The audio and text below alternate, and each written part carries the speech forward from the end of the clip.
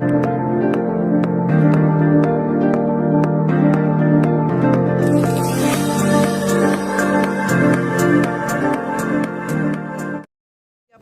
olahraga atau kesehatannya, karena kan nanti bakal nyanyi sambil nari juga sambil dance. Iya. Yang pastinya kan aku harus sering latihan fisik ya, supaya nanti tetap stabil suara aku. Dan juga makanya kalau misalkan teman-teman aku lumayan agak kurusan, aku udah turun sampai 9 kiloan ya. Mungkin karena salah satunya aku olahraga dan juga aku pakai program dokter diet. Ada ahli gizi yang kasih aku support. Jadi itulah yang membuat aku cepet banget kurusnya gitu. Karena memang kan di situ kan aku ada aerial silk, pole dance, aku main percussion, aku ada tarian topeng gitu, kayak tari Sundaan sama Bali. Terus kemudian aku ada apa lagi ya, belly dance. Program dietnya gimana, Mami? Program dietnya itu makannya aku benar-benar diatur. Misalkan aku pagi jam 7, kemudian nanti aku jam 9, kemudian nanti aku jam 12, kemudian nanti aku jam 4, jam 7, jam 9, kayak gitu. Jadi makannya itu benar-benar ada porsinya gitu, dan bukan hanya makan nasi aja tapi ada buahnya, karena kan memang lebih banyak protein juga, karena kan memang kan aku kan di situ kan pakainya fisik kan ya, wall dance-nya segala macamnya, nafas semuanya gitu. Termasuk suka makan 5 ayam kampung itu, telur ayam kampung ya, itu vitamin saya gitu, itu obat saya gitu. Jadi kalau misalkan saya 5 telur ayam kampung diambil kuningnya aja langsung glegek gitu, mentah, dalam keadaan mentah, itu saya udah kayak Wonder Woman gitu, kuat banget gitu, goyang berapa kali udah, wah, apalagi kalau kasih 10 makin kuat saya gitu. Kenapa telur ayam kampung sih? Emang Gak ada tahu, historinya? Khasiatnya apa? Ada historinya nggak sih Mi dulu? Kenapa? Jadi gini, saya pernah tidak memakai telur ayam kampung karena pernah sempat ada jerawat gitu kecil-kecil di muka saya.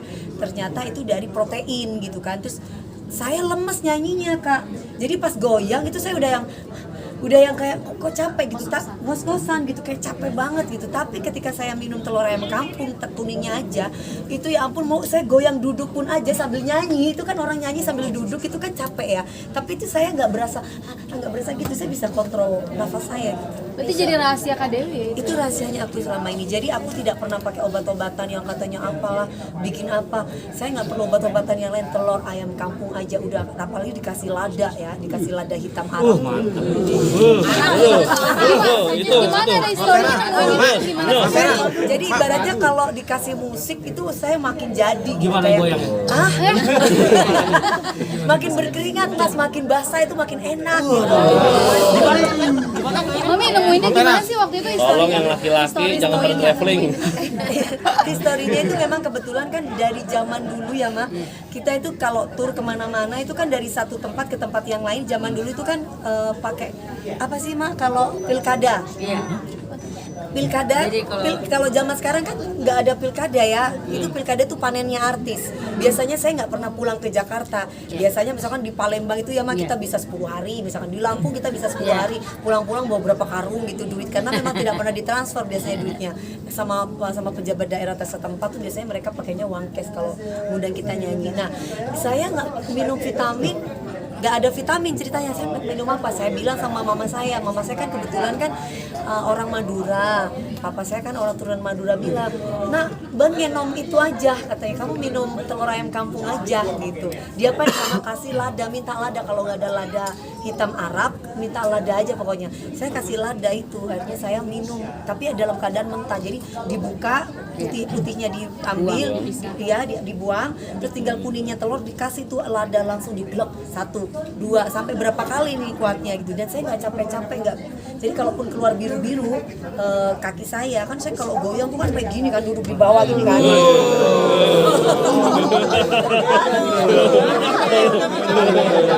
Mungkin awal Belum dapat. ide awal konser Mami gimana sih? Ya, Ide awal mungkin akhirnya bisa Mami konser di Singapura. Idenya dari mana? Oh, idenya awal.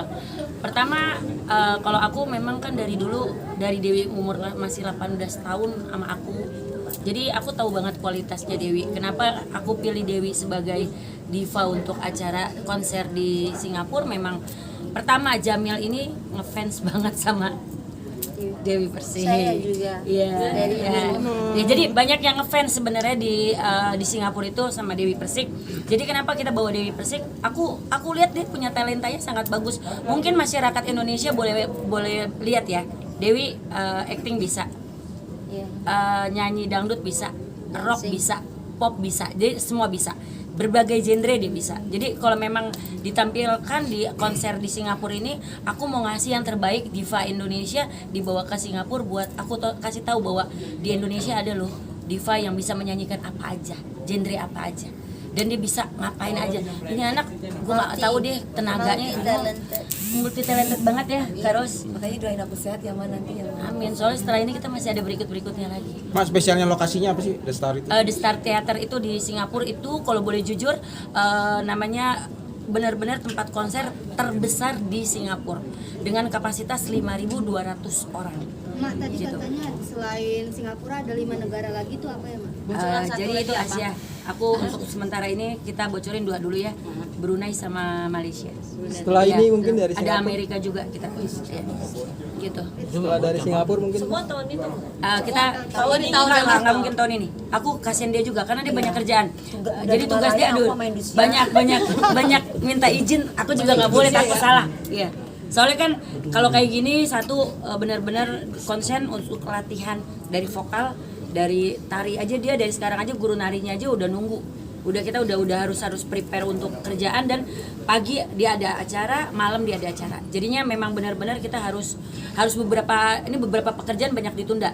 Film aja layar lebar kita udah masuk 3. Cuman ya semua dipending dulu untuk Singapura ini dulu. Jadi kita konsen untuk Singapura, benar ya Wi? Gitu. Alhamdulillah. Kalau saya dari dulu dia punya karya, dia walaupun banyak bilang sensasi. Kalau orang punya sensasi tapi dia punya karya itu lebih baik daripada punya sensasi tapi dia nggak punya karya. Ini salah satu bentuk impian kamu juga nggak sih selama 10 tahun? Iya dong. Karena aku kan 10 tahun di sini. Aku udah 21 tahun. 21 tahun. Kemarin aku pernah konser online 20 Online ya? Iya, itu kita kan dapat keuntungan kan lumayan juga kan di situ.